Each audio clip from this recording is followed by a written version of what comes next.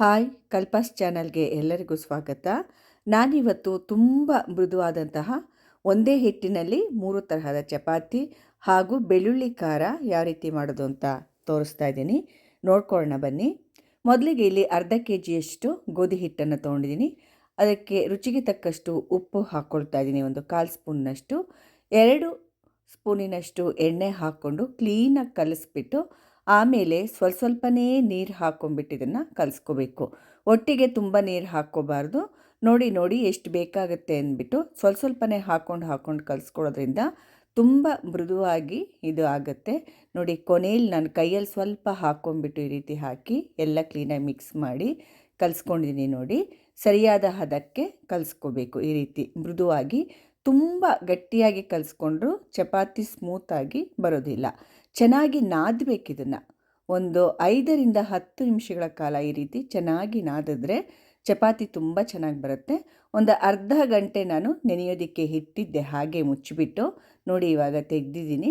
ಆಮೇಲೆ ಮತ್ತೆ ಸ್ವಲ್ಪ ಹೊತ್ತು ಈ ರೀತಿಯಾಗಿ ನಾದ್ಕೋಬೇಕು. ಒಳ್ಳೆ ಬಾಳೆಹಣ್ಣಿನ ಥರ ಇರಬೇಕಿದು ಚಪಾತಿ ಹಿಟ್ಟು. ತುಂಬ ಗಟ್ಟಿ ಇರಬಾರ್ದು, ತುಂಬಾ ಮೃದುವಾಗೂ ಒಂಥರ ತೆಳುವಾಗಿರಬಾರ್ದು. ಕರೆಕ್ಟ್ ಹದದಲ್ಲಿ ನೀವು ಕಲಿಸ್ಕೊಂಡ್ರೆ ಚಪಾತಿ ತುಂಬ ಚೆನ್ನಾಗಿ ಬರುತ್ತೆ.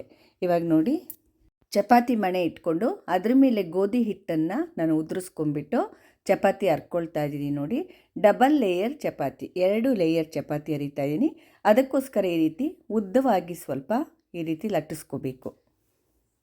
ನೋಡಿ, ಈ ಥರ ಕೈಯಲ್ಲಿ ಈ ರೀತಿ ಇಟ್ಕೊಂಡ್ಬಿಟ್ಟು ಮಧ್ಯದಲ್ಲಿ ಕರೆಕ್ಟಾಗಿ ಈ ರೀತಿ ಮಾಡಿ ಸ್ವಲ್ಪನೇ ಎಣ್ಣೆ ಹಾಕಿಬಿಟ್ಟು 2 ಕಡೆಗೂ ಎಣ್ಣೆ ಕ್ಲೀನಾಗಿ ಈ ರೀತಿ ಸ್ಪ್ರೆಡ್ ಮಾಡ್ಕೊಂಬಿಟ್ಟು ಇದ್ರ ಮೇಲೆ ಸ್ವಲ್ಪ ಗೋಧಿ ಹಿಟ್ಟನ್ನು ನೋಡಿ ಚಿಟಿಕೆಯಷ್ಟು ತೊಗೊಂಡು ಉದುರಿಸ್ಕೊಳ್ತಾ ಇದ್ದೀನಿ.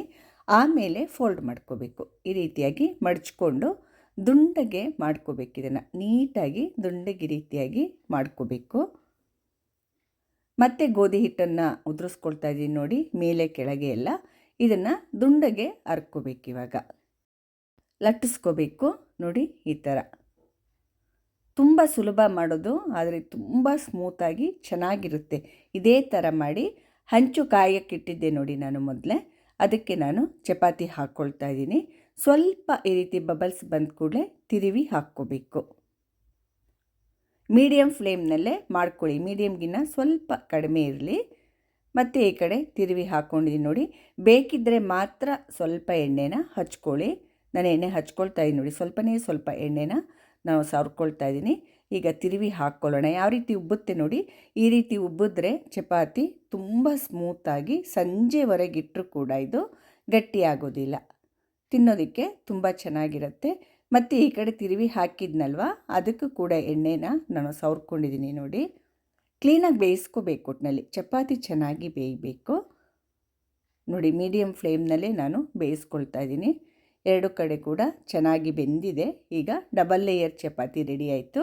ಈಗ ಇನ್ನೊಂದು ನಾನು ಚಪಾತಿ ಹರ್ಕೊಳ್ತಾ ಇದ್ದೀನಿ. ಇದು ಸುಮ್ಮನೆ ಹಾಗೆ ಸಿಂಗಲ್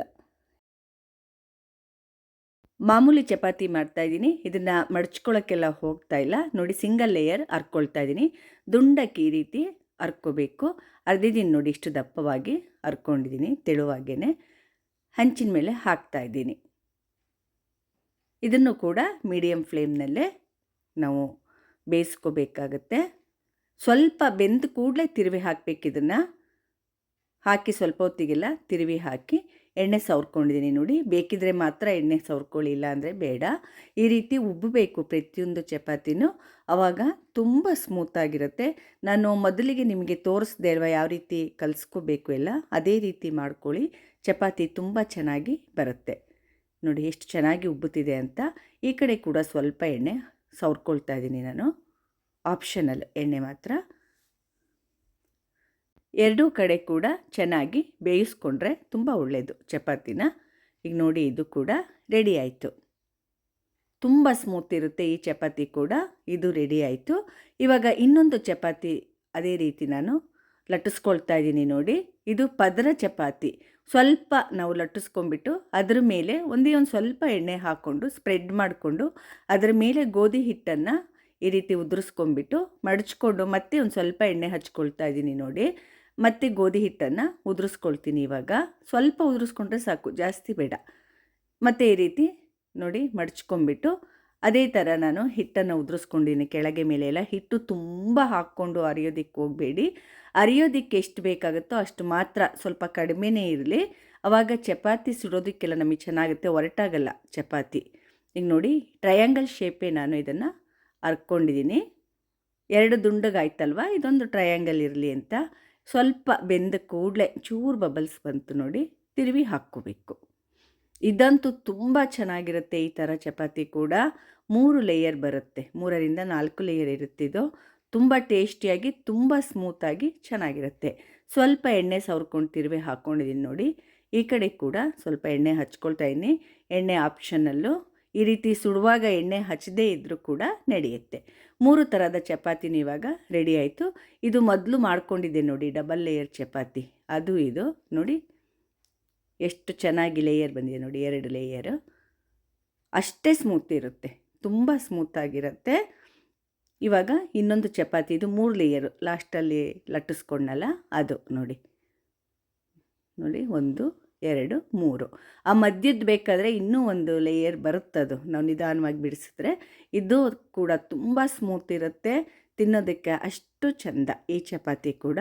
ಇವಾಗ ಇನ್ನೊಂದು ಮಾಮೂಲಿ ಚಪಾತಿ ಡೈಲಿ ಮಾಡ್ತೀವಲ್ವ, ಅದು ನೋಡಿ ಎಷ್ಟು ಸ್ಮೂತ್ ಇದೆ ಅಂತ ನೋಡಿ, ತುಂಬ ಸ್ಮೂತ್ ಇರುತ್ತೆ. ಈಗ ಇದ್ರ ಜೊತೆಗೆ ಒಂದು ಬೆಳ್ಳುಳ್ಳಿ ಖಾರ ಮಾಡ್ತಾಯಿದ್ದೀನಿ. ಯಾವ ರೀತಿ ಮಾಡೋದು ಅಂತ ನೋಡ್ಕೊಳ್ಳೋಣ. ಮೊದಲಿಗೆ ಕುಟ್ಟೋ ಕಲ್ಲು ತೊಗೊಂಡಿದ್ದೀನಿ ನೋಡಿ, ಅದಕ್ಕೆ ಬೆಳ್ಳುಳ್ಳಿ ಎಸಳು ಹಾಕ್ಕೊಳ್ತಾ ಇದ್ದೀನಿ. 15ರಿಂದ 20 ಎಸಳು ಬೆಳ್ಳುಳ್ಳಿ ಇದೆ. ಅದು 5 ಟೀ ಸ್ಪೂನಿನಷ್ಟು ಖಾರದ ಪುಡಿ ಹಾಕ್ಕೊಳ್ತಾ ಇದ್ದೀನಿ. ತುಂಬ ಸುಲಭ ಇದು ಮಾಡೋದು. 1/4 ಸ್ಪೂನಿನಷ್ಟು ಜೀರಿಗೆ ಹಾಗೂ ಕರಿಬೇವು, ಸ್ವಲ್ಪ ಉಪ್ಪು, ರುಚಿಗೆ ತಕ್ಕಷ್ಟು ಉಪ್ಪೆಲ್ಲ ತುಂಬ ಜಾಸ್ತಿ ಹಾಕ್ಕೋಬಾರ್ದು, ನೋಡಿ ಮೀಡಿಯಮ್ ಆಗಿ ಹಾಕ್ಕೊಳ್ಳಿ. ಇವಾಗೆಲ್ಲ ಕ್ಲೀನಾಗಿ ಮಿಕ್ಸ್ ಮಾಡಿಬಿಟ್ಟು ಕುಟ್ಟೋ ಕಲ್ಲಲ್ಲಿ ಕುಟ್ತಾ ಇದ್ದೀನಿ ನೋಡಿ. ಈ ರೀತಿಯಾಗಿ ಕುಟ್ಕೋಬೇಕು, ಕೆಳಗೆ ಮೇಲೆ ಮಾಡಿಕೊಂಡು ಈ ಥರ ಸ್ಪೂನಲ್ಲಿ ಅವಾಗವಾಗ 3-4 ಸಲ ಮಾಡಬೇಕಾಗತ್ತೆ ನಾವು ಕುಟ್ಟೋದ್ರೊಳಗೆ. ಎಲ್ಲ ಪೂರ್ತಿಯಾಗಿ ಈ ಥರ ಮಿಕ್ಸ್ ಮಾಡಿಕೊಂಡು ಕುಟ್ಟಿದ್ರೆ ಎಲ್ಲ ಈವನ್ನಾಗಿ ಚೆನ್ನಾಗಿರುತ್ತೆ ನೋಡಿ. ಈ ಥರ ಕುಟ್ಕೋಬೇಕು. ಕುಟ್ತಾನೇ ಇದ್ದರೆ ನೋಡಿ ಈ ಥರ ಮೆತ್ತಗಾಗುತ್ತೆ ಎಲ್ಲ. ಹುಣಸೆಹಣ್ಣು ಕೂಡ ನೀವು ಹಾಕ್ಕೋಬೋದು ಇದಕ್ಕೆ. ಬಾಣಂತಿಯರಿಗೆಲ್ಲ ಕೊಡೋದಾದರೆ ಹುಣಸೆಹಣ್ಣೆಲ್ಲ ಹಾಕೋದಿಲ್ಲ, ಹಾಗೆ ಇದು ಮಾಡ್ತಾರೆ.